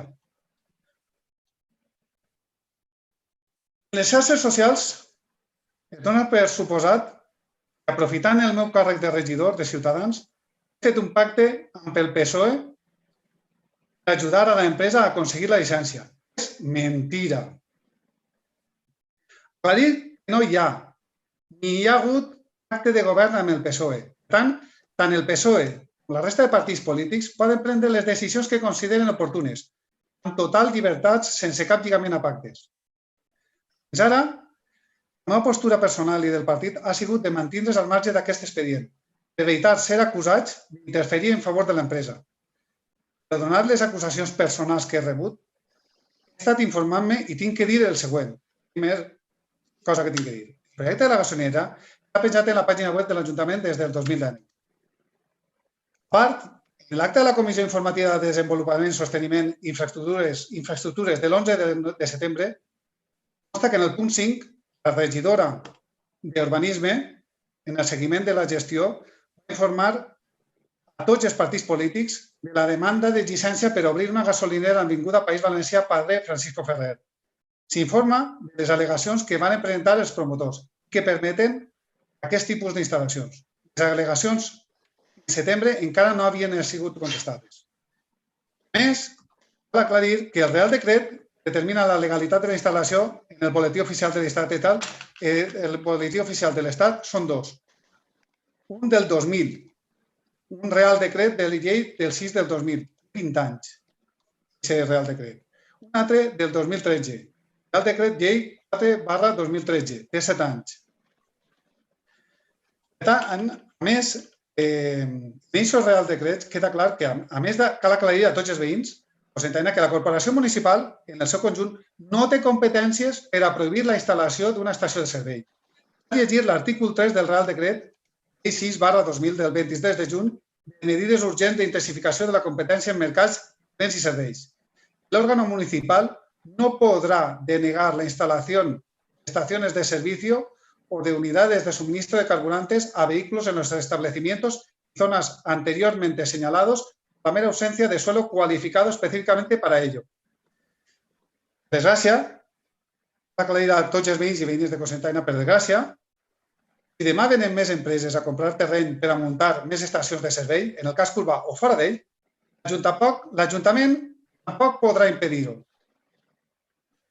Respecte a altres acusacions que sols tenen 20 dies d'exposició pública per presentar al·legacions, és el pla que marca la llei. No tinc res que opinar al respecte. Per tant, no hi ha ocultació d'informació a la resta de partits polítics ni als veïns de Cocentaina. És mentira. La pregunta que cal fer-se és: Juan José Moncunill ha aprofitat el seu càrrec de regidor portaveu del grup Ciutadans que l'empresa aconseguisca la llicència d'activitat? No, no i no. El que diga el contrari està difamant a mi i a la meva família. Ser propietari d'un solar urbà en Cocentaina no és un delicte. Vendre un solar en Cocentaina a una empresa que té una activitat impopular no és un delicte. De la mateixa manera que no és un delicte ser propietari d'un local on va instal·lar-se una casa d'apostes, que també és un negoci legal, encara que impopular, i no agrada als veïns colindants. Vendre un solar a una empresa per fer una activitat legal però impopular i ser un liberal defensor del reciclatge, de les energies renovables, del carril bici i de totes les mesures que reduïsquen l'impacte ambiental no és immoral ni és incompatible. De la mateixa manera que no és immoral ni és incompatible ser d'esquerres i anar a l'església i creure en Déu. No és immoral i no és incompatible ser comunista i tindre propietats privades de luxe. No és immoral i no és incompatible ser nacionalista i catalanista i tindre propietats en l'estranger. Cal aclarir a la població que ser regidor i vendre un solar a una empresa la qual té una activitat legal però impopular no significa ser corrupte. En aquest punt, voldria que els veïns i veïnes siguin sincers amb ells mateix i ens diguen què farien si una persona o empresa s'interessava pel seu local o solar per fer un comerç que és legal i complir la normativa vigent, però no agrada als veïns colindants, com per exemple una discoteca, una sala d'apostes, un pub o simplement una fila. Què farien? No el vendrien? No l'alquilerien? Doncs els regidors i polítics també tenim dret a fer negocis legals. La postura de Ciutadans Cocentaina és clara. Respecte al medi ambient, continuarem treballant i fent propostes i col·laborant per fer una Cocentaina millor i sostenible, amb mesures per reduir l'impacte ambiental. Però el que està clar és que els regidors de tota la corporació municipal, Col·lectiu Compromís, Esquerra Unida, Unides Podem, PP, PSOE i Ciutadans, estem obligats a respectar la normativa vigent. És el que volia dir per donar a totes les aclaracions que han hagut aquests dies i en atacs i en referències a la meva persona. No tinc res més que dir. Moltes gràcies, Juanjo. I acabem el torn de pregs i preguntes amb Unides Podem, Esquerra Unida. Ja, Eli. Sí, ja. Bona vespre una altra volta. Octavi, volia preguntar-te, el que has comentat abans dels torns de la piscina és per... O sigui, les persones que van per torns o durant tot el dia? Perquè quin aforo n'hi ha per cada torn de la piscina? Ja, Octavi. A veure, això jo crec que ho vam explicar ja, però jo te ho recorde. No pots accedir a la piscina tot el dia. La piscina està estructurada en 4 torns i tu reservaràs el torn que tu vulguis. El primer torn, recordem que és per la gent jubilar més major i després estan els altres torns que la gent reservarà i podrà anar quan vulgui. Em referia a que tu pots entrar, fer una cita prèvia per demà i la pots fer també per després demà. ¿Vale? A medida que vagin augmentant el número de carnets, pues entonces sí que quan passem la xifra, pues igual sí que sols podràs reservar de 7 dies, igual sols pots reservar 3 dies, deixant perquè la roda continue i entren tots en aquesta roda. No m'he degut explicar bé en la pregunta. El que volia comentar-te és, en cada torn, quin aforament pot tindre la piscina? 117. 117, exacte. Entonces, lo que has comentat abans de 100 i pico i de 85 és durant tot el dia, no per torns. Exacte. Quan ha dit que no està plenant-se la piscina, diguem que no està plenant-se. Quan ha dit que el primer dia han sigut un total de 140... Al llarg del dia. Exacte. Durant tot el dia han entrat 140 persones, perquè al tindre tots carnet tenim controlat l'aforament i sabem en cada moment les persones que estan banyant-se. Una altra coseta. El bar del Poli, sabem ja alguna cosa? Perquè s'ha comentat en moltes comissions, però no... No, ja... Contesta. No, estem igual. Darrere del paró de lo del Covid s'ha deixat i esperem arrencar una volta en setembre, passi tot això. Una pregunteta per a... A més, una coseta. El Bosco 2 va traslladar-se en setembre a l'aulari que vam preparar fa 2 anys i, per tant, utilitzarà aquesta instal·lació també com a menjador. No hi havia cap problema perquè el plec ja estava preparat en el seu moment perquè l'empresa o la persona que es quedara a aquest negoci tinguera clar que de dilluns a divendres, de 1 a 3, crec que era, tenia que disposar de X metres quadrats que estaven separats. Pel Bosco vam anar allí, l'empresa que fa el càtering del Bosco 2.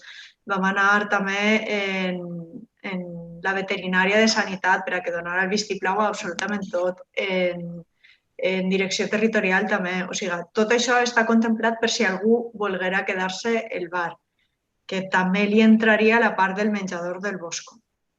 Això no crec que no se m'ho havia informat, però és bona informació. No estaves tu encara, però en la legislatura anterior, que és quan es van fer les obres de l'aulari, tot això està informat i el plec està així. De fet, el plec en l'expedient està penjat tal qual. Perfecte. I després volia preguntar-li a Eugènia, quan parles del carril bici, estàs parlant del que n'hi ha en participació ciutadana? Espera, que estàs silenciat. Espera't.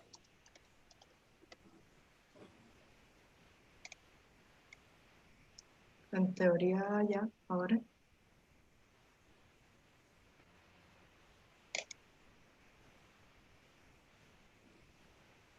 Ara sí, El projecte que es va presentar com a participació ciutadana va resultar un projecte que no era viable. Si voleu, en la comissió vos explico un poc els impediments que els tècnics van veure per a realitzar aquest carril bici que anava al llarg del que és l'avinguda País Valencià i com sí que n'hi ha un tram que coincideix en l'Eurovelo i en la Via Verda, estem igual que comentàvem abans. El que anem a fer és intentar unificar aquest carril bici en els altres 2 projectes i comencem a pegar aquest passet.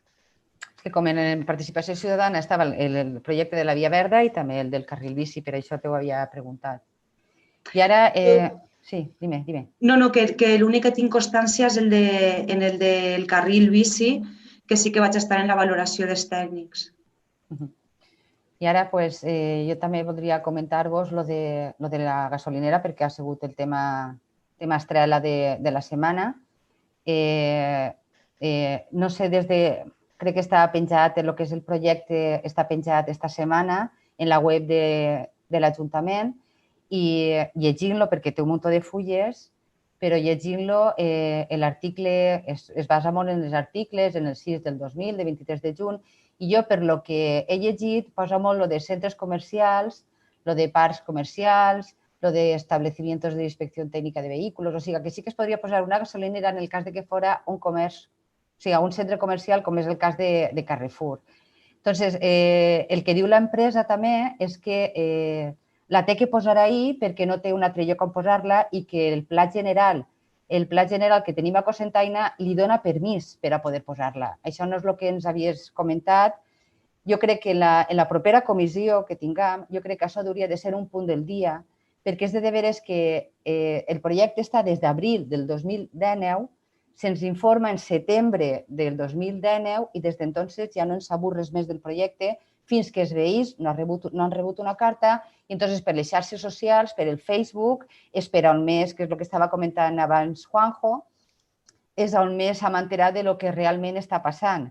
No veig normal que es posi una altra gasolinera en Cocentaina, perquè ja tenim una en nucli urbà, ara en tindrem dos.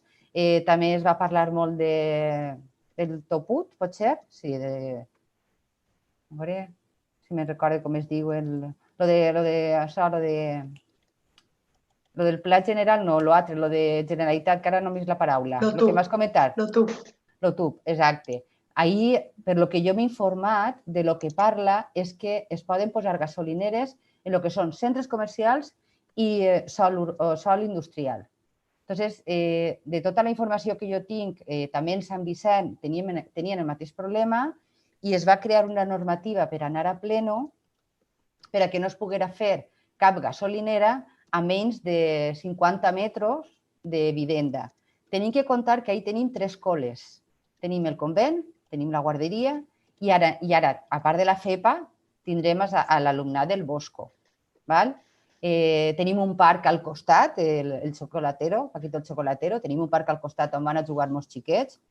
He vist el projecte, des de luego me l'ha vist per damunt, el de l'empresa, perquè no fa tant que està penjat, i ahí posa que el nivell de perillositat d'incendi és alt. Ho posa, ho posa, si voleu. Jo vos proposo de veres que vaig a comissió, a la propera comissió, que ho parlem, que es posem al costat dels veïns, perquè si per llei no es pot fer res, com a mínim, la pressió ciutadana ha paralitzat molts projectes en moltes poblacions. I si com a polítics estem molt nugants de mans i peus, la ciutadania deu de manejar-se i fer pressió i nosaltres estar al seu costat. Perquè jo no sé si l'Ajuntament no, si tota la corporació esteu en la mateixa de que ens convé una gasolinera ahí, si volem una gasolinera ahí o no la volem. Nosaltres, Unides Podem, Esquerra Unida, no la volem. I estarem fins al final, cremarem fins a l'últim cartutxo per a que aquesta gasolinera, o bé per pressió ciutadana, o bé per lleis, o bé per normatives, per ordenances, conforme siga, si estem tots d'acord, per a que aquesta gasolinera no es duga. Perquè a mi el que m'estranya és que en abril del 2019 ja estan hasta les fotos del terreno posades. Jo este matí he parlat amb Juanjo, li he comentat que, per suposat, jo no puc assegurar el que ell mateix ara acaba de dir, no tenim proves de res, jo crec en la seva paraula, ell ha dit tot això que és mentira, jo crec en la seva paraula, però també li he comentat a ell que quan som càrrecs públics, en el càrrec ens va la càrrega, a tots i a totes. I per a mi no és molt ètic vendre un terreny o alquilar un terreny o el que hagis fet, Juanjo, quan sabies el que anaven a posar, i ho hem comentat este matí, jo t'ho he dit, i continua en les mateixes. És de veres que per les xarxes s'ha lapidat i això és molt injust, perquè tampoc havíem parlat amb tu ningú, doncs jo això ho veig molt injust.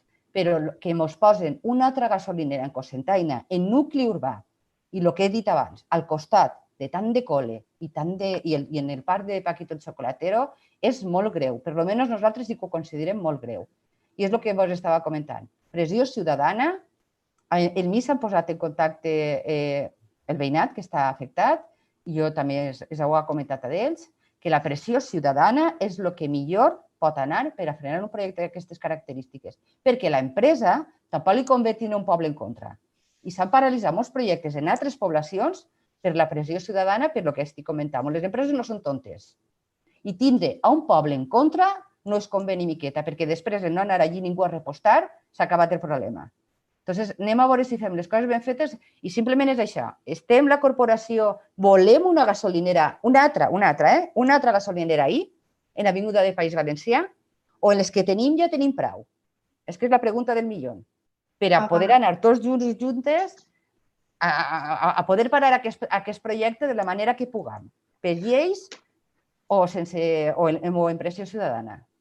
Una pregunta abans que conteste la regidora i també parli el regidor de Ciutadans que ha alçat la mà.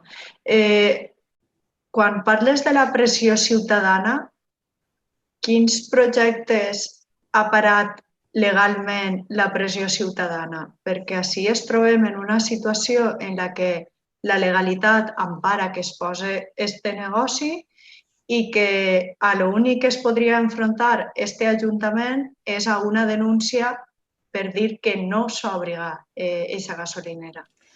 Entonces, yo sí que sé que tinc una responsabilitat civil i penal quan signe un document. Per favor, crec que jo no hauria estar en esta conversació.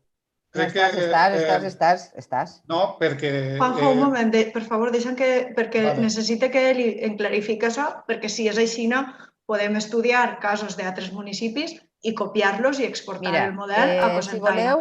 Però la pressió ciutadana, dis-me quins projectes legals ha parlat. Jo ara en estos moments, sols puc dir-te, Sant Vicent, al final, l'Ajuntament va fer una normativa, però es busquem. Jo sé que s'ha parat. Ara en estos moments em pilles que no sé dir-te un, però inclús de vies de trens, inclús de vies de metro, en Múrcia mateixa, que s'assentaven les dones allí paraetes en Múrcia. O sigui que... I segueix passant l'AVE. O sigui, a Múrcia, que es van parar i van fer un campament i l'AVE està allí. Però la pressió ciutadana és molt important. És molt important. I, a més, és que el que no és normal, el que jo no veig normal, és que s'envia un document des de l'Ajuntament per informar als veïns i se li envia el dia 23, o sigui, el dia 19 de juny i se li doni 20 dies per a fer al·legacions. De veres nosaltres pensem que qualsevol veí o veïna d'allí té que buscar-se un abogat per a presentar al·legacions perquè li va una gasolinera a la porta de sa casa? En sèrio? Estem pensant en aquestes coses? Per això vos proposen, en la propera comissió, com no hem tingut massa temps des que ha eixit a les xarxes i tot això, en la propera comissió anem a posar-ho com un punt del dia, anem a parlar-ho seriosament, anem a veure si podem fer alguna cosa, anem a veure si l'Ajuntament pot tindre algun abogat i si després no es pot fer res, per llei o per lo que siga, doncs no es pot fer res. Però està lo de medi ambient, està l'informe de medi ambient ja fet, perquè és el que estic dient-vos. Si voleu, vos comentar un poc com està la situació. El proper dimarts també tenim reunió els tècnics de l'Ajuntament amb els veïns per explicar-los simplement com està la situació i per dir-los que... Perdona, Eugènia, no sé si legalment jo tinc que estar en aquesta conversació. Tu eres regidor, Juanjo, i per tant... Lo que no vull és que després me se tire en cara que he interferit en l'expedient. Podríeu sentar-se. Juanjo, no es vota. Tu no podries estar en un pleno, però sí. Sí, mira, t'he sentit. Juanjo, pots ausentar-te si vols que t'ausente de la sessió? Per favor. Doncs un momentet, perquè això sí que és nou, crec que t'ha d'enviar a alguna sala. T'envia a la sala d'espera. No sé després... Estaré així esperant-me. Sí, jo crec que tu mos veus i mos sents a nosaltres, però no pots intervindre. Bueno, després no sé... Ja sé com l'ha de tornar. Estava parlant Eugènia. Vos comento un poc com està la situació. En la comissió de l'11 de setembre del 2019 jo vaig comunicar que estava aquest informe perquè, com a tot el món, em va sorprendre que es poguera posar una gasolinera en el que és nucli urbà. De fet, el primer informe de compatibilitat urbanística que fa l'arquitecte de l'Ajuntament és desfavorable, no se li dona la compatibilitat i aquesta empresa presenta unes al·legacions que són respostes per la TAG, per la Tècnica d'Administració General, donant-los la raó perquè tenim, si no recorde mal, és una llei i 2 Real Decrets que són estatals, són superiors al nostre pla general y llis textualment. La regularización urbanística de la ley se impone a los planes urbanísticos ya aprobados, alterando las condiciones de uso establecidas en las zonas comerciales, industriales y de servicios técnicos. Por lo tanto, en estas zonas urbanísticas rige la libertad absoluta de los titulares del suelo para instalar estaciones de suministro de carburantes, sin que los ayuntamientos puedan oponerse y denegar por razones urbanísticas la implantación de estos servicios. Per tant, com vos he llegit, per la banda urbanística no podem fer ningú tipus de pressió. És completament il·legal que aquesta activitat es posi en el lloc en el que demanen ubicar-se. Sí que és cert que tant el projecte urbanístic com el projecte de l'activitat presenta algunes deficiències i els nostres tècnics estan molt pendents de que aquestes deficiències es subsanen, perquè ja us avance que sí que poden ser subsanables. Encara queda algun informe, com per exemple el de policia local, en el tema de la intensificació del tràfic que es podrà produir en la zona, etc. I si trobem, si entre tots, qualsevol cosa que ens puga ajudar a frenar aquest projecte, que jo comprenc perfectíssimament als veïns, igual que penso que la resta de la corporació, que és un negoci que a ningú ens agradaria tindre prop de casa, si des de l'Ajuntament podem fer qualsevol cosa dins de la legalitat, doncs estarem ahí per al que faci falta. Però de bones a primeres vos avance que pareix ser que legalment sí que tenen la possibilitat d'instal·lar-se. Una coseta, Eugènia, tu havies comentat que en el pla general que tenim a Cocentaina sí que tenim prohibit lo de les gasolineres o el vaig entendre jo mal? Sí, exacte. El nostre planejament general diu que no és compatible l'ús de gasolinera en zona comercial. És que resulta que la empresa lo que diu és lo contrari. La empresa posa que el marco normativo urbanístico vigente es el Plan General de Ordenación de Cocentaina aprobado y en vigor y que ahí sí que es pot posar. Las obras se ejecutan dentro de una parcela y sobre parte del viario existente, sin modificar su ordenación estructural, respetando en todo momento el planeamiento vigente. Això és el que m'estranya, o sigui, que la empresa està dient-nos a Cocentaina que en el pla general nostre, entonces m'agradaria saber quin article n'hi ha en el nostre pla general, perquè, clar, també és un bon totxo de fulles i fulles i fulles. Sí, per això jo he demanat l'expedient i vos demane, per favor, l'altra volta que em passeu l'expedient per a no parlar foradat, perquè a mi no m'agrada parlar foradat, a mi m'agrada parlar sabent les normes, sabent el que tenim i sabent el que s'ha fet, perquè també sé que n'hi ha un informe en contra, però ho sé per tu, no perquè ho hagi vist en paper. Entonces, m'agradaria que... De totes formes, pot ser que el que estigues comentant no ho tinc ara localitzat, però sí que pot ser que siga aixina i que siga una de les parts que tinguin que subsanar dins del projecte. És que això és el que ha passat en moltíssimes poblacions i això sí que és de deberes que es pot buscar i ho portaré a la propera comissió, Oliva, molts puestos, Sant Vicent, també pobles de Madrid, que el que han fet és una normativa aprovada per pleno per a que no es puga posar una gasolinera a més de 50 metres de vivendes, de col·legis, de tot. O sigui, que és una qüestió nostra. No sé si arribem a temps a esta, però és que si no arribem a temps a esta, es pot passar a 3 voltes. Entonces, seria interessant tindre aquesta normativa. I és de deberes que he parlat en companys d'altres poblacions i sí que ho han paralitzat altres, o sigui, si tu poses com una ordenança, és una ordenança que tu poses en el teu ajuntament. I el que estàvem comentant abans de la LUTUP, o sigui, la LUTUP parla de sòl industrial i centres comercials, si no m'enganye. I si m'enganye, m'agradaria que em diguereu quin és l'article de la LUTUP on es parla de que nosaltres, l'Ajuntament, no pot fer el que estem comentant. No és la LUTUP, és la... Si vols te les passe demà les lleis i si no pots comprovar la normativa. De totes formes, en l'expedient també estan les al·legacions, la resposta a les al·legacions de la TAG. Per això ja he demanat l'expedient i vos demane, per favor, que me'l passeu i també vos demane, per favor, que en comissió ho tratem abans de que es prenga cap decisió en Junta de Govern.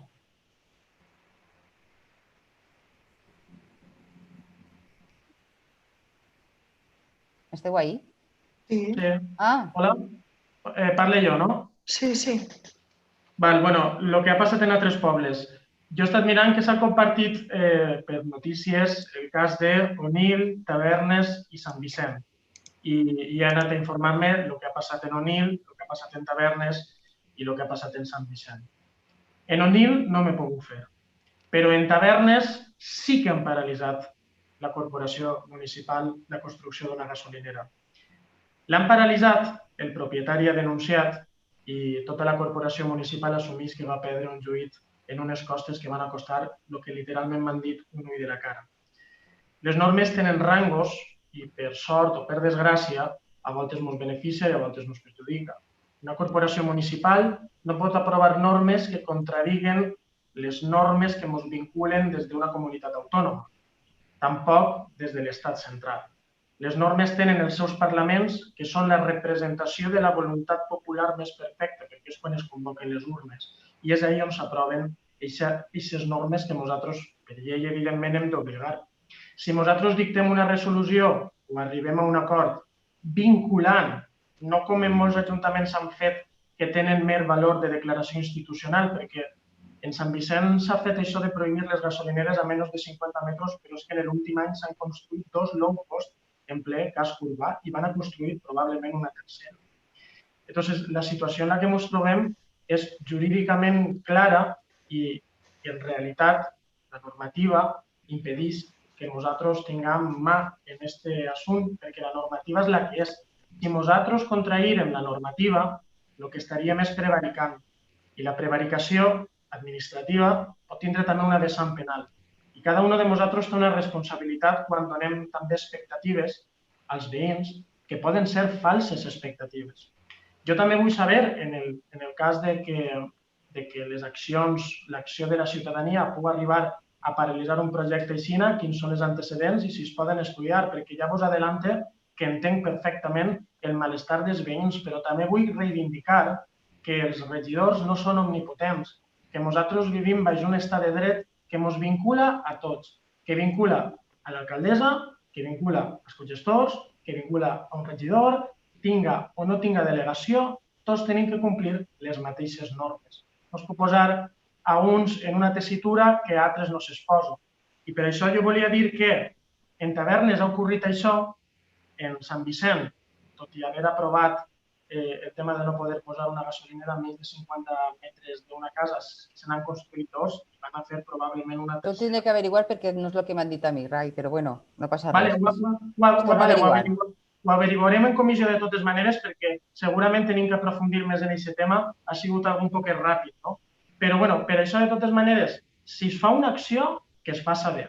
L'únic que jo tinc por és despertar falses expectatives a la gent que està ahí i dir-los a lo millor una cosa que no és. I a lo millor que algunes persones inclús insinuen que ahí un regidor té l'última veu en absolut. De fet, si el regidor contraïra la llei, seria denunciat immediatament i segurament sentat en un tribunal. Per tant, hi ha que ser també cautelosos quan parlem de les competències de la corporació municipal. De totes maneres, evidentment, hi ha que debatir-ho, hi ha que parlar-ho en el pleno i per supostíssim que jo entenc els veïns i la mobilització que estan fent, sols faltaria, però faig aquesta reflexió perquè quan he preguntat a aquestes poblacions, el que a mi m'han transmès ha sigut molt de pessimisme en quant a que una corporació d'un municipi pugui fer alguna acció de cara a això.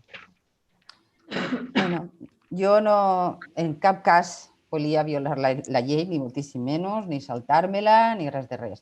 El que passa és que és de veres que les lleis a voltes tenen resquicis, i tu que estudiaves per abogat ho sabràs, les lleis a voltes tenen alguna entraeta o algo per on podem entrar i per on podem llevar-nos de damunt aquest problema. Jo, quan parlo de la pressió ciutadana, és perquè jo porto molts anys pressionant i la llei de la dependència va eixir per la pressió ciutadana i moltíssimes lleis van eixir per la pressió ciutadana perquè es van tindre que canviar moltes coses. Jo simplement anava per ahí, perquè el que és la gent, que és la que ho patís, i el poble és sobirà. I potser aquestes lleis que són tan injustes i que no les hem fet ningú ni ninguna des que estem així, però és molt injust que n'hi hagi lleis que avalen que es pugui posar una gasolinera al capçal del teu llit. És molt injust. I si aquestes lleis són injustes, doncs possiblement es tinguin que canviar. I els únics que les poden canviar és la pressió ciutadana. És a lo que jo em referia abans, quan he dit lo de la pressió ciutadana. És a lo que jo em referia. No a que jo vos hagi dit a tots i a totes anem a saltar-se la llei i anem a prevaricar. No, no. Això no és el que estava comentant jo. Jo estava comentant l'altre, a lo que em referia. Que n'hi ha moltes lleis, n'hi ha moltes situacions que les ha canviat la pressió ciutadana i d'això sí que tinc molta experiència. Un apunt breu. Jordi també vol parlar, Ara quan acabi Rai parla Jordi. He dit Onil i es tracta d'Oliva, la població en la que no m'he pogut fer per conèixer la realitat que vivien. Sí, Oliva també ho va fer. Sí, respecte a lo que diu Eli, evidentment, les lleis s'han de canviar i es poden canviar i probablement este siga un d'aquests casos. També hi haurà que informar-se bé de les característiques d'una gasolinera d'aquest tipus per a que el polític que promulga canviar una llei ho faci també en consciència, saber el grau de perillositat, de contaminació acústica, de contaminació ambiental. Rai, t'invite a que llisques l'informe de la mateixa empresa. Un 6%, i molt risc. No parle d'esta gasolinera en concret, parle de modificar una normativa que impedisca la col·locació de gasolineres en qualsevol tipus de casc urbà o de metro. Això és una modificació substancial de la normativa, evidentment, emana del Parlament competent per a fer aquesta modificació. En ningú cas és una corporació municipal. Això que tu has dit és el mateix que jo he dit. Disculpa'm si el que he entès és que hagis dit antes que la pressió ciutadana siga la que faci incomplir una normativa. No ho dic, insistís, per a aquest cas en concret. Ho dic perquè seria un discurs que, aplicat a una regla general, a mi em produeix un poc de por. Per això jo dic que a voltes es mescla el trellat en el que no té trellat. No té trellat que diguem que anem a incomplir la llei així perquè els regidors de l'Ajuntament de Cocentaina decidim que anem a fer pressió per a incomplir-la. En tot cas, això seria prevaricació o arbitrarietat. Això no podem consentir. Si m'he expressat mal, ho sent, i si haveu entès això, ho sent. El que sí que podem fer és fer tota la pressió política necessària per a, evidentment, que es canvi una normativa que considerem que és injusta, com és evident, i també tindre els peus en terra i buscar una solució per a que tant els veïns com la iniciativa, en aquest cas empresarial, de posar aquesta gasolinera, hi hagi algo raonable, que jo crec que és el que tots volem, arribar a un acord i sobretot que sigui una cosa sensata, que no posi a ningú en la pinyata i que no, tot el contrari, que es parli, que es dialogue, que es faci el que es té que fer, que s'expliquen les coses com toca i simplement això és el que volia transmitir i un poc el sentir, que jo crec que és un sentit general, fer les coses entre llat. Jordi. Intentaré ser breu. Des del col·lectiu Compromís en el tema que és de la gasolinera, el primer que hem fet ha sigut demanar l'expedient municipal. És a dir, crec que no podem aportar cap idea, cap solució, cap proposta alternativa o cap idea racional a favor o en contra d'aquest projecte si no veiem l'expedient municipal. És a dir, podem parlar de que si no l'IVA s'ha fet, si en Teganes de la Vall Digna o en qualsevol municipi. El primer que hem de fer és cenyir-se al nostre municipi. I per això ens sorprèn que sí que està penjat aquest projecte en la web de l'Ajuntament, crec que molt recentment, perquè antigament, almenys jo, no havia tingut l'oportunitat d'haver-lo vist en la web del nostre Ajuntament, però no estan els informes municipals, dels tècnics municipals en aquest cas. Aleshores, per això nosaltres hem demanat l'expedient municipal. Quan tinguem accés a l'expedient municipal, que esperem que sigui el més aviat possible, el més breu, perquè el nostre grup municipal pugui estudiar-lo, ja veurem com podem aturar aquests projectes si la normativa autonòmica i la normativa local ho permet. Jo crec que això és un diagnòstic compartit, o crec que hauria de ser compartit en tota la corporació, que si l'Ajuntament de Cocentaina té instruments necessaris i té instruments jurídics i urbanístics per parar aquesta gasolinera dins del nucli urbà, davant de la guarderia, prop del poliesportiu, davant d'un restaurant i davant de 2 metres de cases, si tenim la normativa al nostre favor, indubtablement ho hem de frenar. Indubtablement ho hem de frenar. Però davant d'això, per això, més enllà de parlar del sexe dels àngels, volem parlar de realitat i de la normativa actual a l'àmbit autonòmic i a l'àmbit local. Per això demanem l'expedient i quan tinguem l'expedient municipal, lògicament farem una anàlisi racional del tema. Una puntualització, el que està col·locat a la web no és l'expedient en si, és el document que està a exposició pública. Habitualment, fins ara, aquesta exposició pública es podia consultar de forma presencial a l'oficina tècnica. Degut a la crisi sanitària no s'estan atenent les visites més que per telèfon i vam veure que seria una bona opció penjar el projecte a la web perquè n'hi hauria moltes persones que estarien interessades en veure el projecte i poder consultar-ho. I repetís que el que està en la web és el document que està a exposició pública, no l'expedient intern de l'Ajuntament. Vale, perfecte. Si us pareix bé, jo crec que tota la corporació o la major part de la corporació estem d'acord en que no volem una gasolinera dins del poble i en que a ningú de nosaltres ens agradaria tindre-la baix de casa. És molt respectable també les declaracions que ha fet Juanjo Moncunill, a qui li s'ha pegat per tots els costats en xarxes socials. Penso que hi ha molta gent que perd l'educació amb molta facilitat. A mi també m'ha acusat de cobrar alguna cosa. No sé, ja vos avisaré, quan cobre alguna cosa ja ho compartirem tots.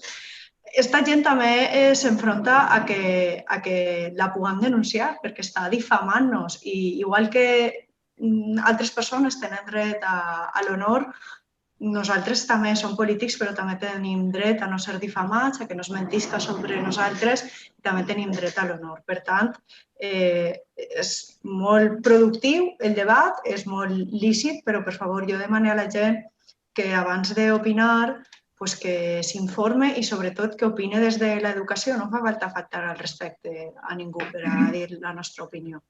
I per la nostra banda, si vos pareix bé, tots els partits polítics que estiguem interessats ens posem a buscar casos d'èxit en els que s'hagi pogut frenar la instal·lació de gasolineres dins del nucli urbà. I si trobeu el cas ràpidament, parleu directament amb Eugènia, la regidora d'Urbanisme, i si no, directament es comparteix en la comissió. No fa falta crear un punt, perquè no és un punt que s'hagi de dictaminar. Dins de la pròpia informació de la regidoria es debateix aquest tema i cadascú, per favor, sí que vos demana que s'informeu de tot el que haveu anat escoltant per ahir i que si ajudeu a que els tècnics puguen justificar millor eixe no, perfecte. Poc més podem aportar i jo crec que ens sap a tots molt mal que la legislació permetisca aquestes coses, però anem a treballar totes i tots junts per veure si trobem algun resquici i per ahir podem facilitar el no a aquesta gasolinera. Eli, tenies alguna cosa més? Sí, demanar-li a Eugènia que per favor, si tenim que estar ja tots pendents d'aquest expedient, per favor que mos el passes pront i si no sé si la resta de partits voldrà. De moment el van demanar com a col·lectiu Compromís i nosaltres, Unides Podem Esquerra Unida. Per tindre tota la informació, el que estava comentant abans, per no parlar sense trellat. L'accés a l'expedient. A l'expedient. L'accés a l'expedient, que és el 1709 de 2019, vos el dono jo ara en aquest moment, si voleu. Perfecte. Perquè és que així, quan arribem a la comissió, ja en podem estudiar, ja sabem en base a quines lleis, perquè clar, és que això du faena, mirar les lleis, perquè du molta faena, el de mirar-se les lleis i el de veure-ho tot. Sí que és de veres que jo estic demanant als ajuntaments, on hi ha gent d'Esquerra Unida i tot això, he demanat les normatives que vos estava comentant i tot això, i ho podem xerrar en la comissió i a mi el que em deixa més contenta és que de veres ningú volem la gasolinera ahir. I estàvem, mira, ara mateix estava recordant-me d'un abocador perquè posaven en els balcons no a l'abocador. O sigui que si sabem de coses així, per el que he comentat abans, perquè a cap empresa li agrada tenir un poble en contra. No són tontos, tenen que guanyar diners. Disculpeu, per donar-vos accés a tots els membres de la comissió. La comissió és la de desenvolupament? Sí. Sí, vale. Bueno, doncs ara ja el tenim. Ara quan acabem el pleno ja podeu posar-se a ella. Vale, gràcies. De res. I a un polític no se li deu de donar mai les gràcies, perquè estem així per servir al poble. I estic molt de vici de donar les gràcies. I una última coseta. No en sé. Que jo no t'ha sentit. No, té igual, he dit una tonteria. I una última coseta. Per favor, a la gent, el coronavirus, que està ahí. Per favor, que estan així molts brotes familiars, que el que es veu en els bars no és normal, que anem tots en mascarilla i quan arribem al bar mos besem, o es besen o s'abracen. Per favor, que podem tenir un brot de cosentaina, que l'altre dia era una difamació perquè no en tenim, que es va aclarir en la ràdio, però que podem tindre-lo de la manera que estem comportant-se no sols en cosentaina. En la resta d'Espanya, per favor, tinguem trellat i entenguem que estem molt millor, però que el bitxo està ahí fora, per favor, tinguem trellat. Molt bé, alguna aportació més? No? Doncs donem per... no donem per finalitzat el ple. Bueno, crec que no n'hi ha declaracions institucionals. No hi ha. Molt bé, doncs ja teniu accés a l'expedient. Bona vesprada a totes i tots. Les pròximes comissions ja seran presencials.